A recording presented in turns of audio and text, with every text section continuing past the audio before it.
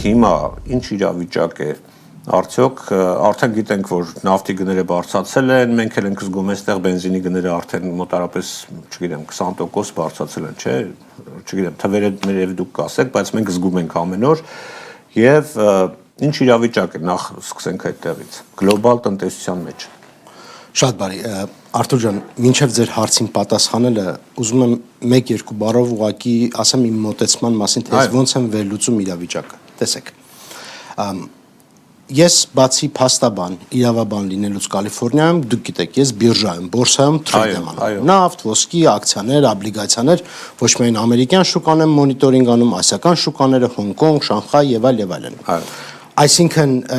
ինձ համար ամեն օրվա քաղաքական ռոպագանդան ես փորձում եմ այդ մաքսիմալ մաքրել իմ մտածելակերպից։ Այսինքն ես նորություններին ուղղակի չեմ հետևում, այլ փորձում եմ հասկանամ ինչքանով է նորությունը ճիշտ, ինչքանով է Այսինքն ես չեմ կարող իմ ուզած ցանկությունները կարդալ նորությունները ու դրանց վրա դնել Բայց այդ նորությունները ազդում են շուկայի տատանումների վրա։ Իհարկե։ Հիմա իմ գործերն է, որ ես կարողանամ հասկանամ, երբ որ տատանվեց ստից նորության վրա, թե ոնց է այդտեղ արբիտրաժը կարելի բռնել, որ փող աշխատել։ Մոտեցումը։ Հիմա անցնենք ընդհանուր framework-ին, թե ինչ է կատարվում, ինձ եթե մի քանի րոպե ժամանակ տակ ու անցնենք առաջ։ Տեսեք։ Առաջին բազովի ոնց որ քայլը, որպեսզի հասկանանք ինչ է կատարվում, այդ մոդելը հասկանանք։ Ընդհանրապես ռազմական տեսությունը մեզ ասում է ու պատմությունը ցույց է տալի, որ դա ճիշտ մոտեցում է։ Ուժեղ պետությունը, երբ որ պատերազմում է թույլ պետության դեմ, թույլ պետության ռազմավարությունը հիմնված է հետևյալի վրա։ Պետք է նենց անի ոչ թե որ հաղթի, այլ պետք է նենց անի, որ այդ ծախսը պատերազմի շատացնի։ Ուժեղ պետության համար, որ ուժեղ պետությունը ժամանակի ընթացքում իրան էլ ձեռ չտա այս պատմությունը շարունակել։ Սա շատ կարևոր ֆակտոր է։ Հիմա վերջնում է պետք է այսքան գումարը շատացնի, հա, այսքան ծախսը պետք է շատացնի ուժեղ պետության վրա։ Հետևաբար Իրանը ինչ է անում,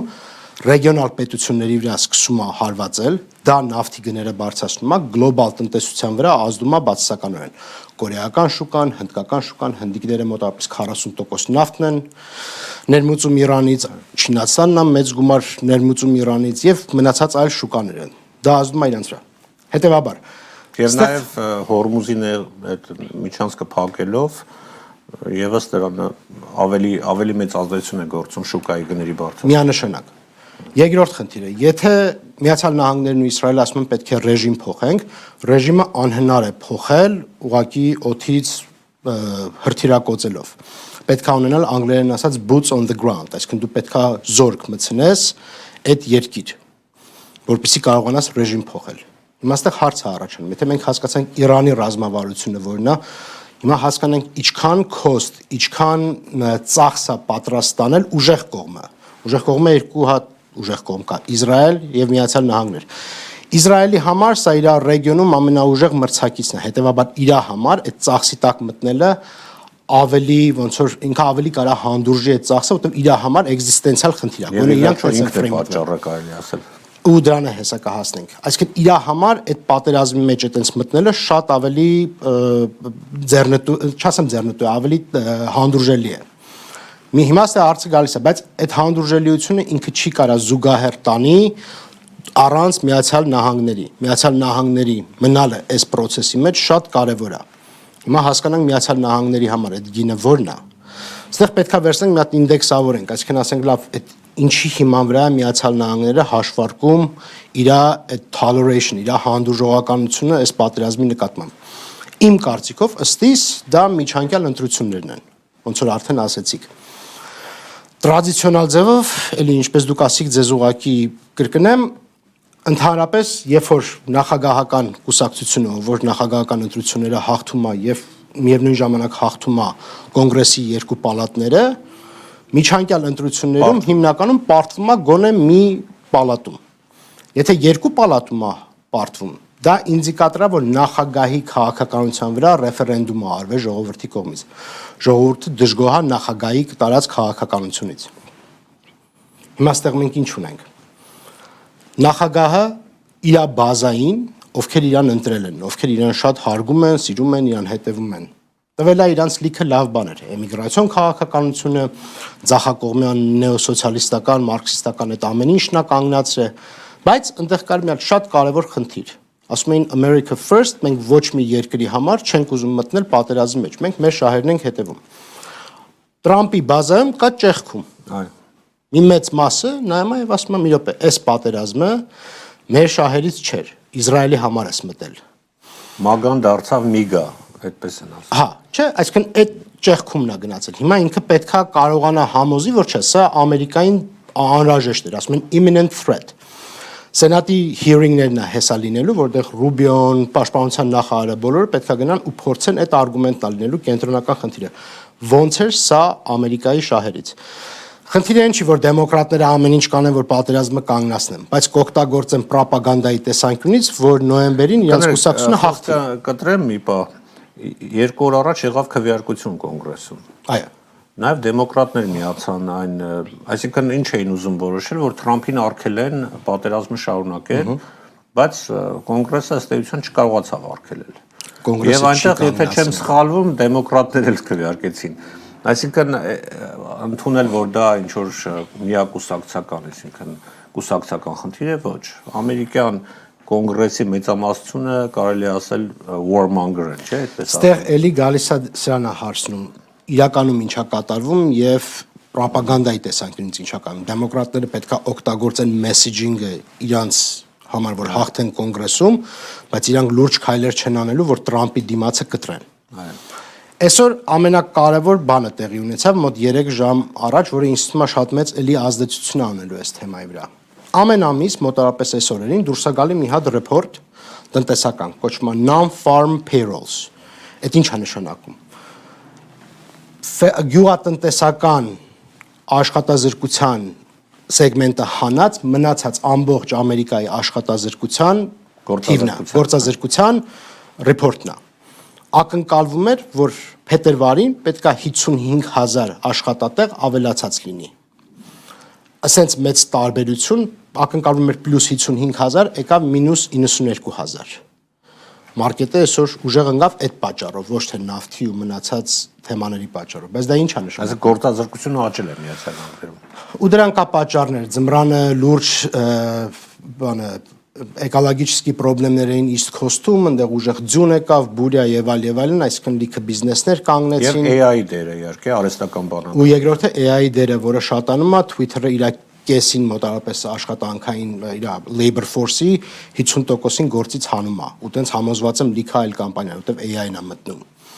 Հիմա եթե եկավ այդ նեգատիվը, կենտրոնական բանկը, որի նախագահին Տրամպը ուզում է փոխի, ու փոխելու process-ում է հիմա,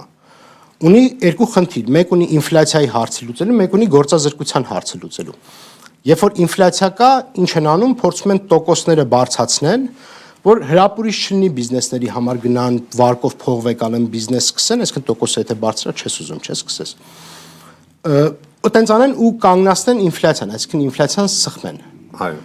Նավթի գնի բարձրացումը ազդում է ինֆլյացիայի, որտեղ ամեն ինչի արտադրության մեջ գնում է նավթ։ Եթե նավթի գինը շատ թանկ է, դա նշանակում է իսխոդնի վերջնական պրոդուկտի գինն էլ է շատ թանկ լինելու։ Դրանից ելնելով արդեն ինքը իրան այդ ինֆլյացիան կա, այսինքն պետքա տոկոսները կենտրոնական բանկը ուզենա բարձրացնի։ Բայց երկրորդ խնդիրը կա աշխատազրկությունը։ Աշխատազրկության համար, որպեսզի նենց անի, որ մարդիկ էլի սկսեն աշխատել, պետքա տոկոսները իջացնի, որ բիզնեսները գնան աշխատեն ու մարդկանց վերցնեն գործի։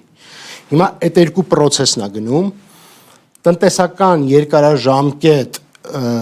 բենեֆիտը այն է, որ կենտրոնական բանկը ավելի շատ զսպի ինֆլյացիան, այսինքն նույնիսկ եթե ժողովրդին թողի մի քիչ ավելի դժվար վիճակում, բայց ինֆլյացիան եթե զսպի, բիզնեսները մի ցիկլ հետո կարող է մի 6 ամիս հետո էլի լավ սկսեն աշխատել ու էլի գործազրկությունը կնվազի։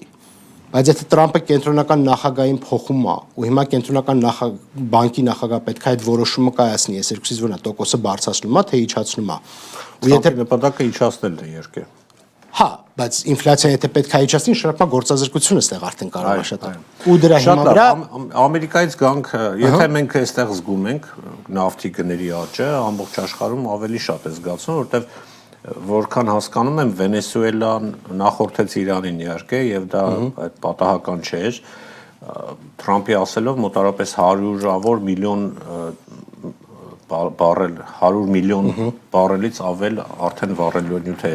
ներկրվել Միացյալ Նահանգներ եւ կարծես թե Վենեսուելա,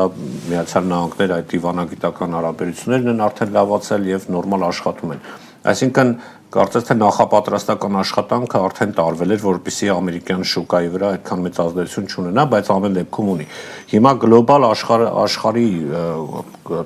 այսպես ասպեկտով նայենք, ովքեր են ամենաշատը տուժում իրանական պատերազմից։ Ես դեռ անցած տարի, երբ որ սրա մասին մոտավորապես թեման խոսացնենք, բոլորն են տուժում։ Չկա այդպես երկիր, որ բենեֆիտ ունենա։ Հիմա նավթի գները երբ որ բարձրանում է, նավթ արտադրող երկրների համար հանենք գոլֆի երկրները, որոնք ուղիղ ռիսկի մեջ են, հա, Պարսից ծոցի երկրները։ Մնացած նավթ արտադրող երկրների համար սա պետքա լինի լավ, օրինակ ասենք թե Ռուսաստանի համար։ Բայց երկարաժամկետ կտրվածքով միգուցե կարճաժամկետ Ռուսաստանը լավ փող աշխատի սրա իրավիճակում, բայց երկարաժամկետ կտրվածքով Իրանի հետ իր հարաբերությունները էլ չկան։ Այսինքն Իրանն էլ է խաղից դուրս գալի։ Սիրիան դուրս եկավ խաղից։ Արդյոք Չինաստանն է ամենամեծ տուժողը, որտեվ որքան հասկանում ենք 25%-ը չինական նավթի գալիս է այդ տարածքից։ Հնդկաստանինն է 40% է գալի, բայց հա ասիական տնտեսությունները, բոլոր ներկրող տնտեսությունները իրանց վրա շատ որովհետև նաև հաշվի առնենք այն հանգամանքը, որ Վենեսուելաներ էր, չէ, ապահովում նավթի որոշակի մաս Չինաստանի, հիմա կարծես թե դա անցել է ամերիկյան հսկողության ներքո։ Որը Միացյալ Նահանգները հավանաբար այնպես կտանեն առաջ, որ էլի այդ հոսքը գնա այնտեղ, նենց չի, որ կտրելու են Չինաստանի ձեռից այդ նավթը։ Ուղղակի դա նաև զգուշացում է Չինաստանին, որ տես, եթե մեր հարաբերությունները ավելի լարվեցին, էսկալացիոն իրավիճակ գնաց, ես սա որպես զենք օգտագործելու եմ։ Այսինքն այստեղ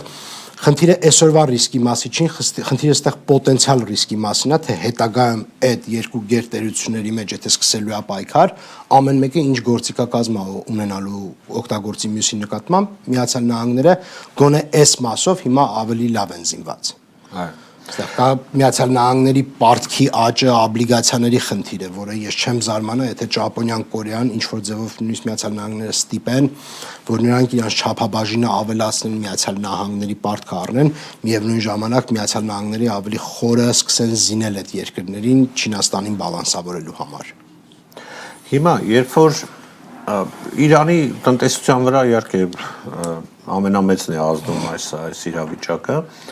երբ որ Չինաստանը Իրանի բարեկամ երկիր է, չէ, այսպես ստրատեգիական եւ այլ նշանակության, նաեւ ռազմական առումով տեղեկություններ են շրջանառվում, որ այսօր մի շարք հրթիռներ, եթե չեմ սխալվում, այդ հիպերսոնիկ հրթիռները չինական մասնագետներն են, այսպես ասած, փորձարկում Իրանում հենց հիմա, բայց դրա դիմաց Չինաստանը ստանում է զեղչով նավթ, եթե չեմ սխալվում, $15 բարելի մեջ, այդքան զեղչով է ստանում։ Փակելով Հորմուզի նեղուցը, արդյոք Իրանը Չինաստանին ծանր կացության մեջ չի դնում եւ ո՞րն է նպատակը, որպեսզի ներքաշի պատերազմի մեջ ինչ է սպասվում։ Եթե գինը բոլորի համար բարձրանում է, բոլորի համար ինտերես կա այս ամեն ինչը արագ վերջացնելու։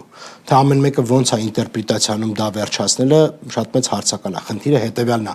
արդյոք Միացյալ Նահանգները թույլատնելու են իրենց այս pressure-ը, ոնց որ մենք ասենք գինը Միացյալ Նահանգների համար, Թրամփի ադմինիստրացիայի համար, ըստիս այդ ինդեքսային օրը դա միջանկյալ ընտրություններն են։ Սրանից ելնելով Չինաստանը ուզում է ավելի ակտիվ մտնի, որը Միացյալ Նահանգները արդեն որպես իր ամենամեծ մրցակից ստիպված կլինի ավելի երկար մնա գոյատևի, թե իրար հետ այս կոնֆերանսը, որ ունենալու են շուտով, ապրիլի սկզբին հանդիպում պետք է լինի։ Թե դա պետքա տանի նրան, որ փորձեն ընդհանուր հայտարարի գան ինչ որ ձեւ, որովհետեւ ես համոզված եմ, սա լինելու է կենտրոնական խնդիրներից 1-2 Բնականաբար շատերը կարծում են, որ այս պատերազմը մինչև ապրիլը նաև դրա հետ կապ ունի։ Ձեր կարծիքով այս պատերազմը Վենեսուելան արդյոք այնքան դիրքերը Միացյալ Նահանգների դիրքերը ավելի չափազանց ավելի ամրացրեցին Շի Զենպինի հետ այդ հանդիպումից առաջ։ Վենեսուելան եւ Իրանը։ Եվ հատկապես Իրանը։ Վենեսուելան միանշանակ Իրանը ստեղծեց մեծ անկանխատեսելիություն բոլորի համար։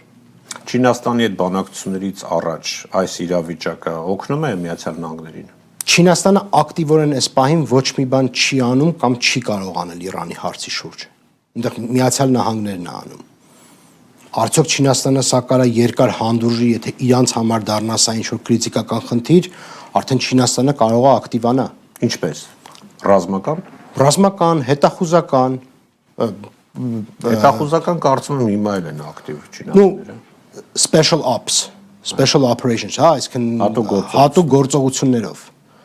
Իհարկե կարա ուժեղանա, այսինքն երկրորդ ամենաուժեղ երկիրն է։ Ասիական շուկայում նա կարող է ասի, օքեյ, իրանական թաթերաբեմը քոնն է, ես Տայվանն եմ ուրեմն սկսում։ Ինչի՞ չէ։ Որքան երկար կարող է շարունակվել այս պատերազմը եւ որ դեպքում գլոբալ տնտեսական ճգնաժամ կառաջանա, որտեղ շատերը կանխատեսում են, եթե օրինակ մի օր կարդացի, որ եթե 90 օր շարունակվի այս պատերազմը, այս տնտեսական իրավիճակը, կարող է 2008 թվականի այդ նույն ճգնաժամի նման իրավիճակ ստեղծվել։ Առաջին բենչմարկը մի ամիսն է։ Առաջին բենչմարկը մի ամիսը կանցնի, թե չէ, իմ կարծիքով կանցնի։ Երկրորդ բենչմարկը երևի 90 օրն է, բայց այդ 90 օրը արդեն եթե մի ամիս անցնում է, հավանական է դառնում, որ 90 օրն էլ է անցնում։ Կրկին կախված Չինաստանի, Ռուսաստանի, Միացյալ Նահանգների մեջ ինչ եզրակացության պետք է գան, ու ավելի մեծ խնդիրն է, թե Պարսկաստանում հեղափոխական այդ կորպուսը, իրենց ռազմական թևը ինչքան է պատրաստ դիմադրել, սենց կապ չունի, որ Իրանը փլուզվում է, կործանվում է, այստեղ գնում է կյանքի ու մահի, հա, այստեղ գնում է համակարգը ինչքան երկար մնա ու ուղղակի խնդիրներ ստեղծի բոլորի համար, համ ռեգիոնում, համ գլոբալ։ Ըստ ձեզ որքան է դիմադրության ուժը Իրանի, որքան կարող է այդպես երկար դիմակայել։ Ես այդ հարցին պատասխանելու համար պետք է ինձ թվում է այն ինֆորմացիան ունենամ, որը հատուկ ծառայությունները ունեն, ես մի քիչ այդ ռիսկին չեմ գնա, այս արդեն պետք է լինի բաց աղբյուրներից, ինչ որ կարդում եմ, ոնց կարդում եմ, որը համոզված եմ մեջը լիքը ռոպագանդա է լցված, այսինքն եթե Տրամպը գալիս է հետո խոսում է ռեժիմ change-ի, այդ իշխանության փոփոխության մասին փոխում է իր տոնը, որ այդքան էլ ռեժիմ change չենք ուզում անենք, այսինքն իրականում ամերիկյան զորքերը չի ուզում մտցնի Իսրայելի հետ on the ground։ Իմաստը չի, պարզ չի, թե եթե ռեժիմը չես փոխում, այդ դեպքում ինչ գարանտիաներ ունես, որ վաղը նույն մնացած այսօր գործող ռեժիմը չի շարունակի, ասենք, նույն քաղաքականություն ինչի դեմ դու այսօր պատերազմում ես։ Դուք հարցերից մեկին հիմա պատասխանեցիք ձեր։ Այսինքն ռեժիմ change-ը օրակարգի գլխավոր հարցն է։ Ու խնդիրը կարողանում է այդ անի, կարողանում է պատրաստ է զորք մտցնի, պատրաստ է ամերիկյան հանրությունը դա հանդուրժի։ Մեծ խնդիր է։ Շատ լավ, ինչ սպասենք տնտեսական առումով, որովհետև շարքային քաղաքացու համար խոշոր հաշվով այս պատերազմը, այսպես հեռուստաէկրաններից հետևելու որոշակի հուզումնայից պահեր ապրելու, այսպես ֆիլմի նման մի բան է, բայց ամենօրյա կյանքում անկախ նրանից թե նա որտեղ է ապրում, ինքը առնչվում է այս տնտեսական խնդիրներին։ Ինչ սպասել եւ ինչի պետք է պատրաստ լինենք։ Եթե Տրամպը դուրս է գալի եւ ասում է, ես ոչ միայն ուզում եմ ռեժիմի փոփոխություն, այլ նաեւ ուզում եմ, որ Իրանը բացեիբաց հանձնվի, այստեղ երկու ենթադրություն է կարելի անել։ Կամ Միացյալ Նահանգների նախագահ իմպուլսիվ է խոսում, կամ կուլիսներում ինչ որ բանակցություն է գնում, որ իրանցիները խնդրում են, ասում են, в общем, ոնց ես ուզում ես թեման փակենք։ Ինքը արդեն այնքան վստահ է, որ լավ է գնում, որ ինքը պատրաստ է, ասի չէ, ես ուզում եմ, որ դուք հանրային, պուբլիչնի սպիտակ դրոշ բարձրացնեք։ Թե որն է, չգիտեմ։ Այսօր Տրամպի տնտեսական կոնսուլի նախագահը շատ հետարքիր ռեմարկ արեց, ասեց առավոտը 3 ժամ առաջ էր, ասեց ճիշտ է նավթի գինը բարձրացել է, բայց մենք չենք պատրաստում ստրատեգիական պետրոլիում ռեզերվ, այդ Ամերիկան ունի ստրատեգիական նավթի պաշար, որ ինքը գցում է շուկա հենց կրիզիս է լինում, որպեսզի նավթի գինը պահի, որ նավթի գինը բարձրանում է, ինքը supply է, այսինքն առաջարկը շատացնում է։ Ասում եմ մենք չենք պատրաստում առաջարկը շատացնենք։ Մենք վստահ ենք, որ մեր Իրանի քաղաքականությունը դաժե մեր պլանավորածից ավելի առաջ ենք մենք։ Դա այսօր ասում է Տրամպի էկոնոմիկի խորհրդի նախագահ Հասեթը։ Հիմա սա արդյոք են նույն, չգիտեմ, Ռուսաստանի նախագահի всё идет по плану հերթական տենց ռեմարկն է ամերիկացիների կողմից, երբ որ ոչ մի բան չի գնում պլանով, ուղղակի ասում ես տենց որ վստահ երևաս, թե իսկականից ամեն ինչ идет по плану։ Գիտեք, այդպիսի տարածում կա, որ Միացյալ Նահանգները չունի պլան պատերազմի շարունակության,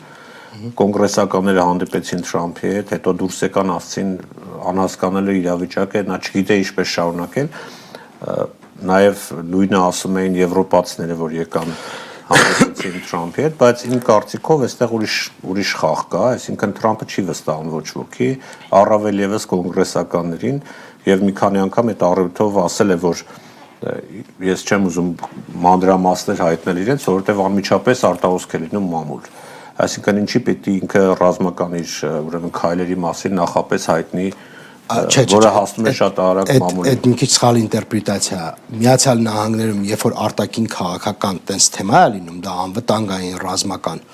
ամբողջ կոնգրեսից ընդամենը 8 հոգու են պահում իրավիճակի իրական պատկերի մասին։ Իրականում արտահոսք կազմակերպում։ Այդ 8 հոգին այդ 8 հոգին բոլոր համ դեմոկրատ, համ հանրապետական, այդ են, որ ասում է ռուսերեն բառը starейшины, հա, այդ ավակներն են։ Այդ են մարդիկ են, որոնք մնացած ռոպագանդայից ներկայացուցիչներ են։ Այն մարդիկ են, ովքեր կոնգրեսի սյունն են, որ եթե կոնգրեսում մեկը մի քիչ իրան վատ բայ կարող է, էլի փոխաբերական իմաստով ապտակեն 4 հոգի սենատից 4 հոգի պալատը պրիստավիցի, այդ 8 հոգին ներսի խումն է, ամեն этаպով այդ են մարդիկ են, ովքեր երկար տարիներ արդեն համակարգում են։ Իրանց միշտ բան է պահում, այսինքն կարող է դուրս գան դեմոկրատները ասեն, օ, հանրապետը ինքը բան չի հասկանում եւ այլն, բայց երբ որ դռները փակվում է, իրար հետ նստում են, երկուսն է հասկանում են իրանց կուսակցությունն է ուզում հաղթի ընտրությունների ժամանակ, բայց ներքին արդեն կուլիսների հետ եմ խոսակցության ժամանակ սրանք խաբար են ինչա կատարվում ու ոնց է կատարվում։ Պետք է սպասենք տեսնենք, այս հերթական օթի մեջ всё идет по плану, թե իսկականից всё идет по плану։ Այդ պետք է ուղղակի երևա, ինձ թվում է երկու շաբաթ, ցենց ասեմ, եթե մի ամսից ավել է սա ձգվում, ուրեմն не всё идет по плану։ Անակնկալներ կան։ Հա։ Բայց կարծես թե անակնկալներ կան, ամեն դեպքում դա այլ առիթով եւ ինչ է եւս մի Արտուր ջան, եթե ոսկու գինը ասենք թե էսրա բեքգրաունդում սկսում է ընկնել, ոչ թե աճել։ Ոսկին այդ են ապահով ներդրումն է, որ դու պետք է։ Ոսկին տատանվում է։ Մի պահ բարձացավ, հիմա կարծես։ Հա, բայց շատ ուժեղ ընկել է, շատ մետաղները ահագին ընկել են, հա, այլ ինչ որ բալանսավորման են գալի, բայց իրանց նախորդ գնից մինչև պատերազմի են գնում են։ Սա որոշակի ինդիկատոր է, то есть այսինքն շուկան շուկան ընկնում է ու մեկ է մեծ փողերը, ասենք մտնում է ինվեստորները նայում են սիտուացիան, որ սա հնարավորություն է, անգլերեն ասում են buy the dip, այսինքն ընկած իրավիճակը շատ լուրջ հնարավորություն է էժանով լավ բաներ առնելու։ Այսինքն փողը հա գալիս է, մարդիկ հենց այդ ռիսկին չեն գնում հանեն։ Իսկ եթե մի ամսից սկսի ասեն, արդեն այդտեղ կտեսնենք, որ մարդիկ հանում են փողը։ Ոսկի վաճառում են, ուրեմն նավթի արժեթղթեր են առնում։ Այդպիսի տենդենց կա։ Նավթի բանը առնելը պատերազմի ժամանակ այդքան ձեռ չի տալի, որովհետև այդ գինը այդ ռիսկը արդեն մեջը մցրած են մինչև պատերազմի սկսելը։ Նավթը բարձրացավ, կարճաժամկետ նապանիժենիա, ներքև գնալու վրա գցես, մի քիչ իջնում է փողը աշխատեցիր, սպասում ես ինչ որ մի լեվելի ասում, մեկ է մի հատ նորություն է դուս գալի էլի նավթը թռնում է։ Այդ արդեն պետք է ճգնաժամի հավանականությունը այսպես մինչև 100% ինչքան է գնահատում պոտենցիալ ճգնաժամի տնտեսական։ Ինչ լեվելի ճգնաժամ ենք ասում։ Ասենք 2008 թվականին։ Հնարավոր է թե ոչ։ 2008 թվականին, տեսեք։ Չեմ ասում նավթը շուկայում կանխատեսումներ անեք, բայց այդպիսի ճգնաժամ այսօր լինելու միտումներ համար կան դեպի այդ ուղղությամբ։ Ես հիմա անսպասելի հարց որ գալիս է, ու ձեր բոլոր հարցերն են անսպասելի, բայց այն թեման ավելի գիտե, այս թեման, այս հարցը вообще չի սպասում։ Շատ է, կարող եք ասնել։ Չէ։ Ուղղակի հետը մտածում եմ։ Այստեղ որպեսի լինի ուժեղ ճգնաժամ, պետք է նավթը հասնի պայմանական 120, 130, 150 դոլար։ Ինչի այնց թվում այդքան չի կարա հասնի։ Նավթի supply-ը, նավթի առաջարկը շուկայում շատ է վերջի 2-3 տարին։ Ավելի շատ է, քան կարիքը կա։ Այսինքն այդ jump-ը, այդ թռիչքը լինելու է կրիզիսի հետ ինչ որ կապված, բայց այլ ճանապարհներ կա լիքը նավթ բերելու շուկա, միայն ժամանակի հարց է այդ աները։ Միացյալ Նահանգները ունի, չէ՞։ Երկրորդը Արտուր ջան, Հորմուզի նեղուցը ոչ միայն իրանական նավթն է, այլ Արաբական Էմիրությունն է, բանը Սաուդյան Արաբիայի նավթն է, բայց Սաուդյան Արաբիան վերջի 10-15 տարվա ընթացքում իր մի ծերից մյուս ծերը կառուցել է տարբեր ճանապարհներ ընդ գնացքների եւ այլն, որ եթե Հորմուզը երբևէ փակվի, ինքը կարողանա ուղղակի իր մի անկյունից մյուս անկյունը տանի նավթը ու ընդեղով ծովով հանի։ Գինը մի քիչ է բարձրանում, բայց supply-ը չի կանգնում, այսինքն առաջարկը չի կանգնում, կարող է տրանսպորտացիայի գինն է մի քիչ բարձրանում։ То есть այդ ճգնաժամին հասնելու համար այդ ճգնաժամը կլինի այն դեպքում, եթե արդեն Չինաստանով, բանով բոլորը լուրջ մտնեն, այսինքն այս արդեն խոսում ենք երրորդ համաշխարհային պատերազմ, որը անպայման չի ամերիկացիք ու չինացիք իրար խփեն։ Այդ կարա լինի Թայվանում, կարա լինի Կորեայի մոտ, Ճապոնիայի մոտ, Մերձավոր Արևելք, չգիտեմ, Լատին Ամերիկա, то есть այլ զոնաներում աշխարհի մեծերը սկսեն բոլնի իրանց բանը առաջ գցելը։ Ուկրաինա մի հարց եմ ուզում տալ, վերջինը կարծում եմ շատերին հետաքրքրում Բաքու Ջեյհան նավթամուղի դերը, ընդհանրապես Ադրբեջանի գործոնը այս իրադարձությունից հետո մեծանում է, թե հակառակը։ Կարա մեծանա, կարա փոքրանա։ Այդ կախված է լինելու այս պատերազմը ոնց է գնալու։ Այդ կախված է լինելու Ալիևը ինչքան է պատրաստ մտնի Իսրայելի համար այս պատերազմի մեջ։ Եթե մտավ, ինքը բավականին փոքր տարածք է, իր ընկալումը վախի ու ստրեսի շատ ավելի մեծ է, եթե մի հատ մեծ հարված լինի, որտեղ ավելի localized է, հա, ինքը ավելի փոքր է, ասենք մեծ քաղաքներ, ստրեսը ավելի ուժեղ է, ստրեսը ազդեցությունը խոճապի տալը փոքր երկրին ավելի հեշտ է, քան թե մեծ ստրատեգիական խորություն ունեցող երկրին։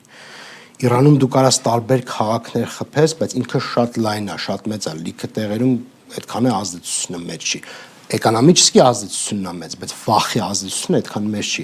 Ադրբեջանի դեպքում վախի ազդեցությունը կարա շատ մեծ լինի, շատ արագ։ Հիմա այստեղ Ալիևը պետքա կարողանա հասկանա ինքը պատրաստ է մտնի թե չէ։ Ինքը կարա չմտնի, ինքը կարա Իսրայելի, ասենք, զորքերին, Իսրայելի բազաներին թույլ տա իր մոտից ինչ որ քայլեր անեն, որը մեկա բերելու է